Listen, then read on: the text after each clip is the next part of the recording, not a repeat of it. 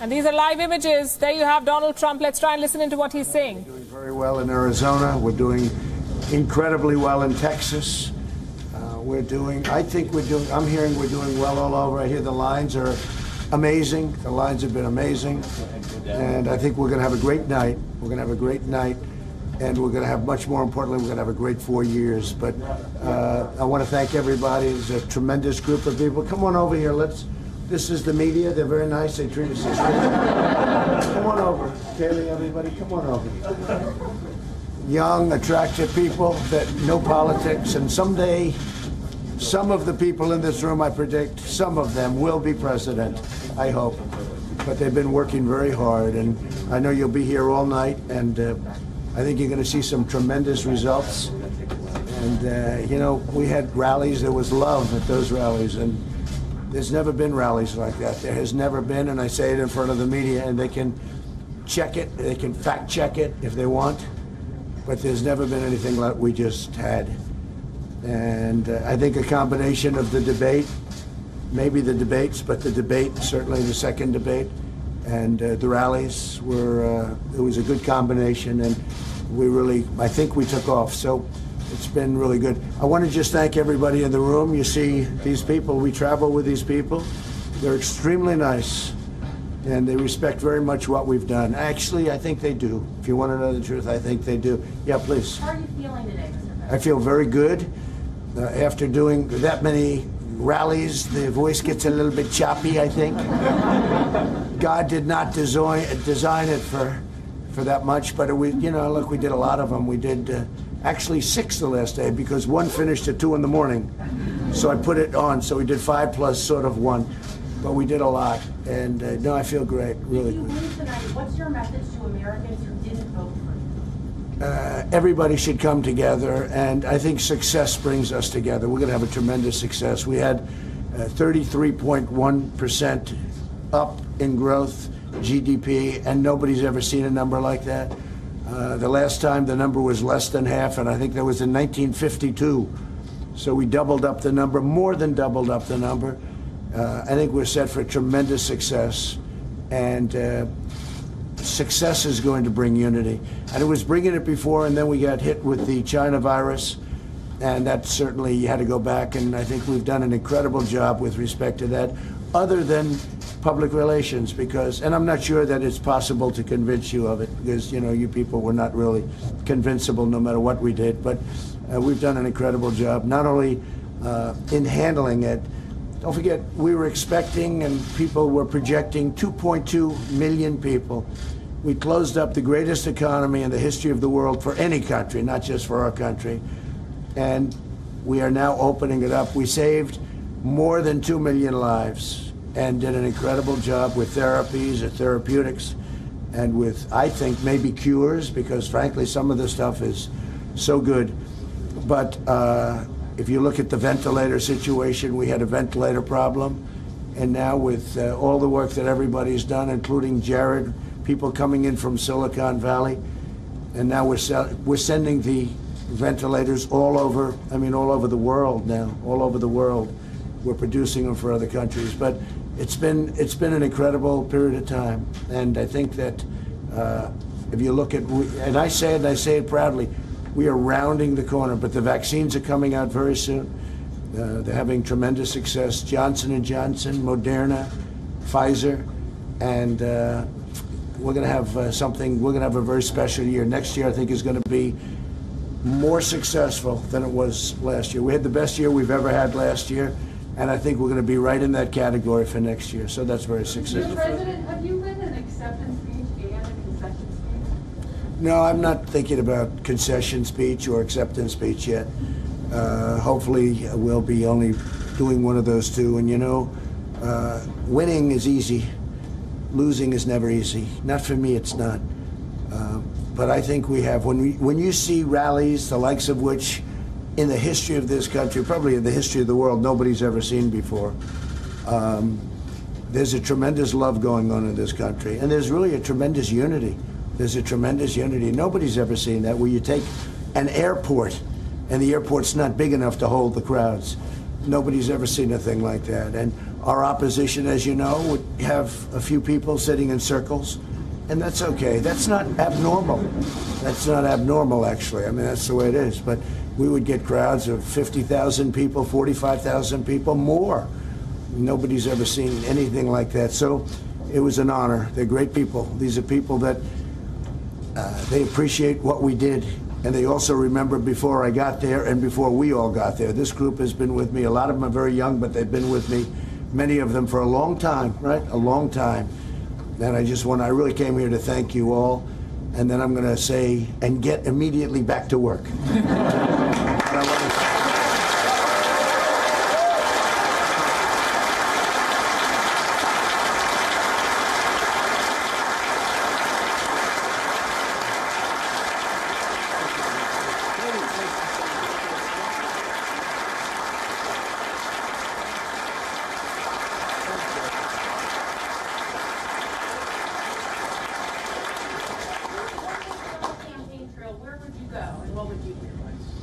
Well, we spent a lot of time in Pennsylvania. It's always been a very good place for me. I went to college there. It's always been good.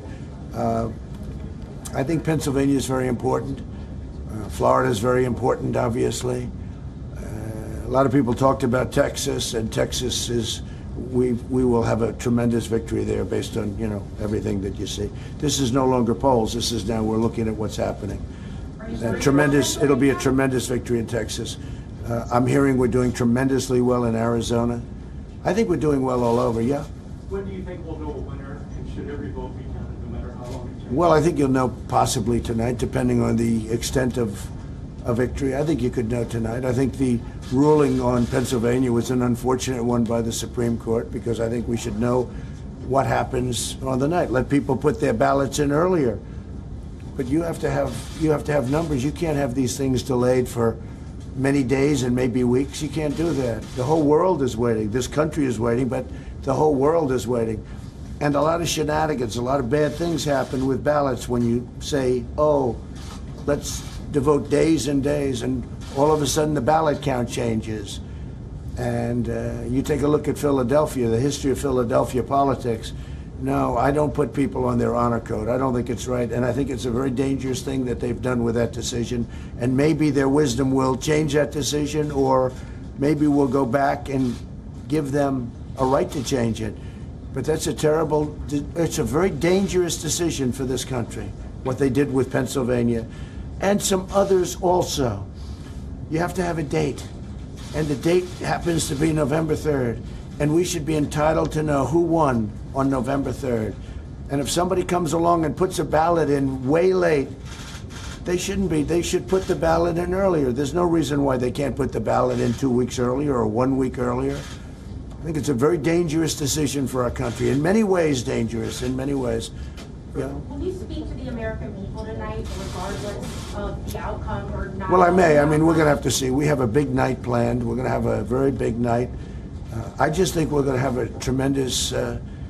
I think we're going to have it. Look, I'm looking at different locations, and we're seeing lines of people, and they're wearing a lot of red material, including hats. But no, we're seeing in certain areas that would be Trump areas, we're seeing lines of people that are extended for miles. You're seeing it too. I mean, you don't have to say it, but you're seeing it too. So I think we're going to have a great night.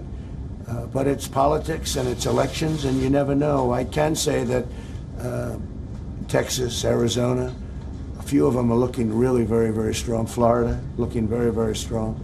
They spent hundreds of millions of dollars in Florida.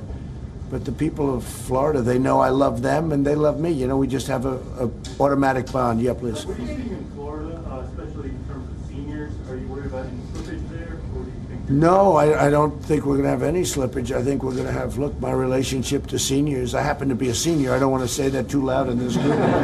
People that are averaging about 20 years old. But I don't think we're going to have anything. I think, if anything, we're going to do very well. I have seen, and we have seen, African Americans way up, and Hispanic Americans way up, and people have seen that. And I've said with regard to African American, the black community, I've done more than any other president, with the exception of Abraham Lincoln.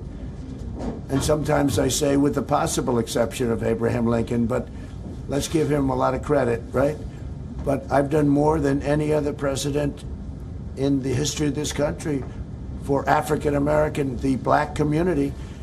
And they understand it. Criminal justice reform, prison reform, historically black colleges and universities. You look at what we've done. Opportunity zones with Tim Scott of South Carolina, who's great. Nobody's done what I've done in terms of the African American community. So, and they see it. And they're tired of being used by the Democrats for 100 years. I mean, it's like been 100 years. So I think we're doing very well there, and I've heard we're doing very well with the Hispanic community. Did you put any of your own money into your campaign? What's it? Did you put any of your own money into your campaign? Well, you'll see that in the filings. But we had plenty of money, I will tell you. We had plenty of money. And what I didn't do is call up Wall Street and say, send me $25 million to the head of every firm. I could have done that. I would have been the all-time king of fundraising if I did that. But once you do that, you can no longer deal properly with them. You just can't. So I didn't do that. We could have done that. I could have raised much more money. I mean, Hillary Clinton spent much more money than I did. And in this case, when they raise that much money, that means to me they're making deals. And that can happen. So thank you very much. We'll maybe see you later. Have an exciting day. And for you, I just appreciate everything you've all done, and we'll see you soon, okay?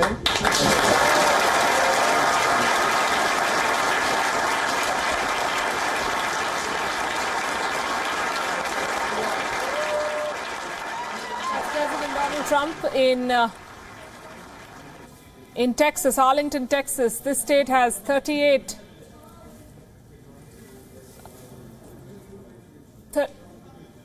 The state has 38 electoral college votes.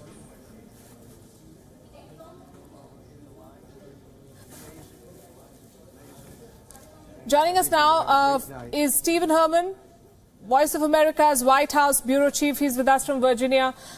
Stephen, there's so much that the president has spoken about. I don't quite know where to begin. But one thing that stands out for me is that he seems to say that he's not ready to concede in the event that he loses. Well, there's been mixed messages from him over the past weeks about that, as you just heard from him at the Republican Party headquarters in Arlington, Virginia, just up the road from here. He would not even answer if he would address the American people tonight. Obviously, they want to see what the results are. The first big test of where this election is going for Donald Trump will come after we see the closing of the polls in the state of Florida. That is one that they are really expecting to win. That is a state, unlike Pennsylvania, which we've been talking about, that the votes will be counted fairly quickly. And keep a real eye on that one, as well as Florida's neighboring state of Georgia, which the Democrats are hoping to turn from red to blue tonight. Hearing the president speak, did it appear to you that he was still probably in campaign mode? He spoke about the vaccine. He spoke about how much he's done for the African-American community, more than any other president, barring maybe Abraham Lincoln, who he shared credit with. He talked about the GDP, 33.1%. And a whole lot of things that he has done for America. Did it sound like another campaign speech? Yes, almost all of that we have heard repeated times at his rallies during the past days and weeks. And that's the message he's really been pushing home. He's been de-emphasizing the seriousness of the coronavirus pandemic, continuing to say that we're rounding the bend, although health officials across the country say that is absolutely not the case.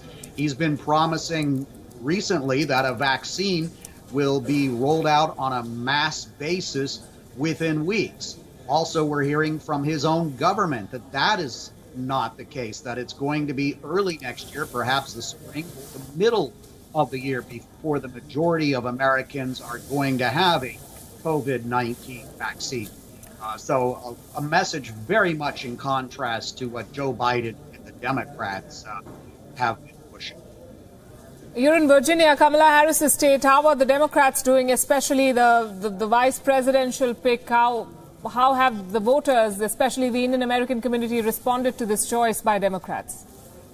Well, there are some indications that if you look at the state of Texas, although I believe the Indian American community only makes up about 3% of the voting population, that whatever direction they take could be key. Now, just a few months ago, it would have been inconceivable that the state of Texas, the state with the second most electoral votes, would be in play. There's still, even among Democrats, no real expectations that Texas will go for Joe Biden tonight. But just the fact that that is a possibility tells you really what we're looking at as far as expectations with Joe Biden. The path to victory for Donald Trump today is quite difficult. This is really Joe Biden's election to lose at this point. That's a very important statement that you have made. And given the indications that we are getting, there are two headlines that seem to predominate. One is that this election day may turn into an election week with Donald Trump not agreeing to the result and taking it to the courts. And second, the fear of unrest.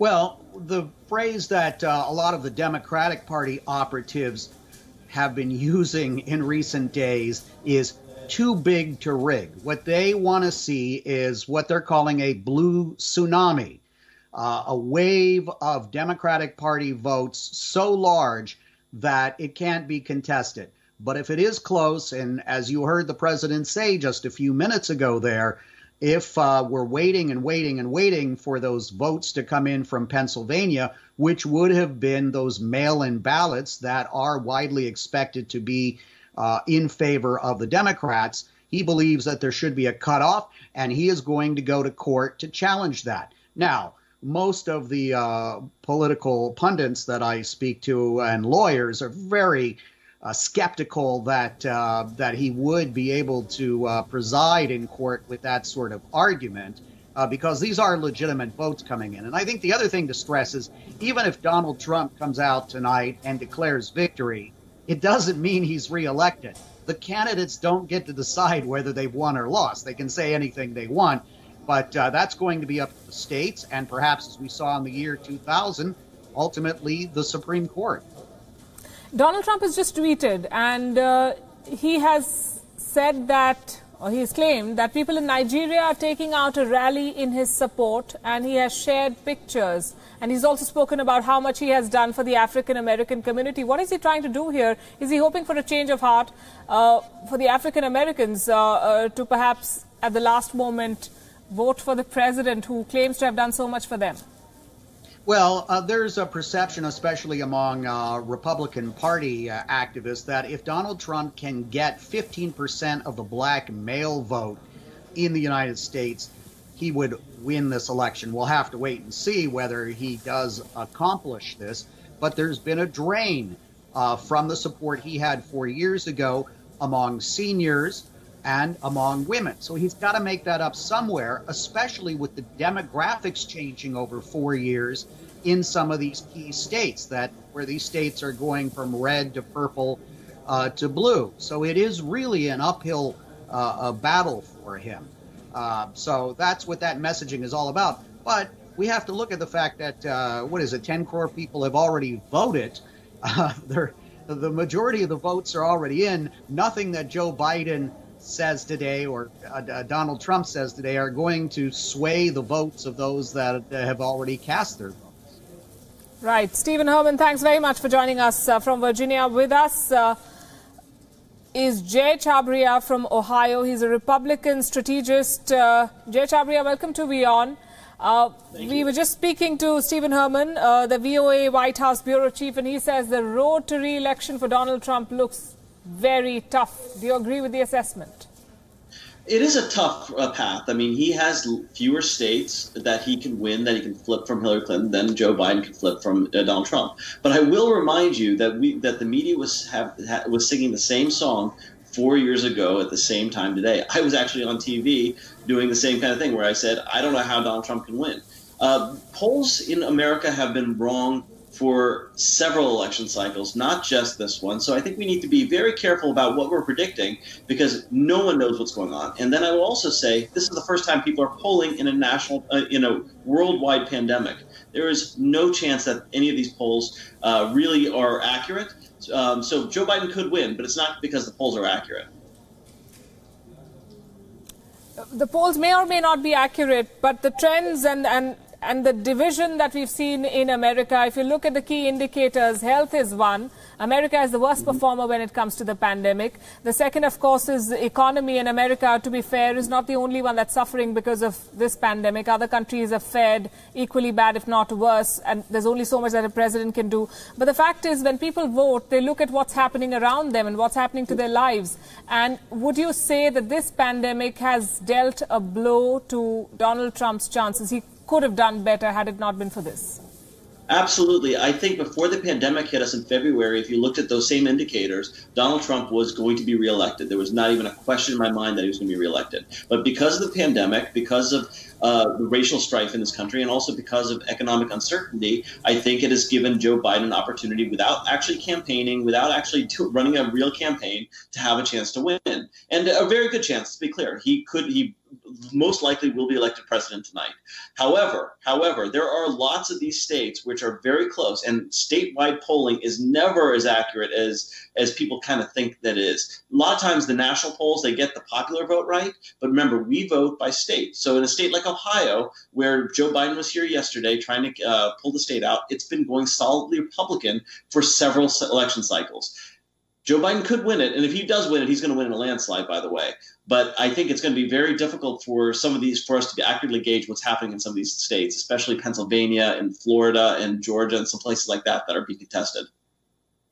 Right, Jay Chabriya, thanks very much for making time for us here on WION, and we'll be tracking this story very, very closely. As we've been telling our viewers, Donald Trump just came out and made some interesting statements saying that winning is easy. I'm quoting the US president. Winning is easy. Losing never is easy. Not for me.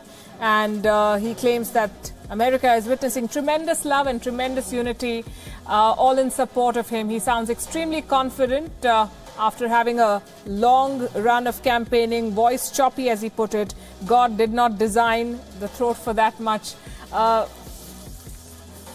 That's Donald Trump for you, speaking to the media and to his supporters.